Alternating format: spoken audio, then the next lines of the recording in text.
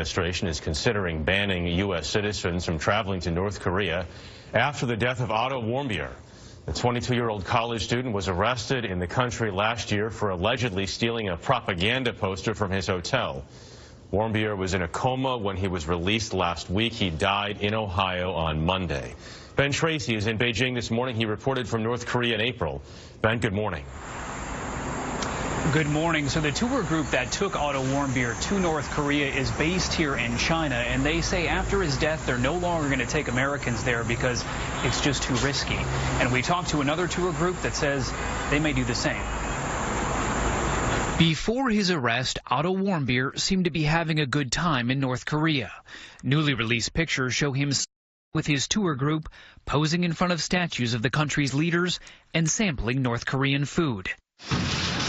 But then as he tried to leave the country, Warmbier was stopped at the airport, and the world saw a much different side of him. I have made the worst mistake of my life. You don't upset the North Koreans. Last week, his father lashed out at tour companies that arranged trips to the isolated country. The North Koreans lure Americans to travel to North Korea via tour groups run out of China who advertise slick ads on the internet. After Warmbier's death, the company that booked his visit, Young Pioneer Tours, said U.S. citizens will no longer be allowed on their trips. In a statement, the company said the assessment of risk for Americans visiting North Korea has become too high. Yuri Tours, which has arranged trips for more than 2,000 U.S. citizens, told CBS This Morning, "We're reviewing our policies on Americans traveling to North Korea." This is a despotic regime. Democratic Congressman Adam Schiff introduced a bill to prohibit all American tourist travel to North Korea. Americans go there.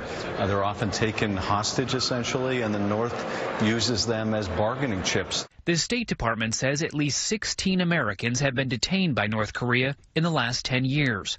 A travel warning is already in place, but the Trump administration is also considering an outright ban. I was extremely excited about the opportunity to go and capture images. 1 month after Warmbier received a 15-year prison sentence, photographer Tyson Wheatley traveled to Pyongyang with a tour group. He says he knew the risks, but wanted to visit one of the most mysterious places on Earth. As an American, I feel extremely fortunate that we are able to travel around the world, but I don't think it's the government's role to tell us where we can and cannot go.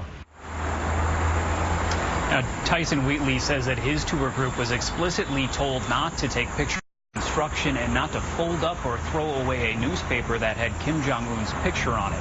When we were in North Korea back in April reporting from there, we ran into a lot of tourists. We stayed at the hotel that Otto Warmbier had stayed at where he allegedly tore down that poster, and every morning we'd run into tourists in the elevator, mostly from Germany, from Sweden, from Australia, and I would ask them, why are you here? And almost to a person, they just said they were curious and wanted to come to a place that few people have ever visited. Jeff? Ben Tracy, thank you.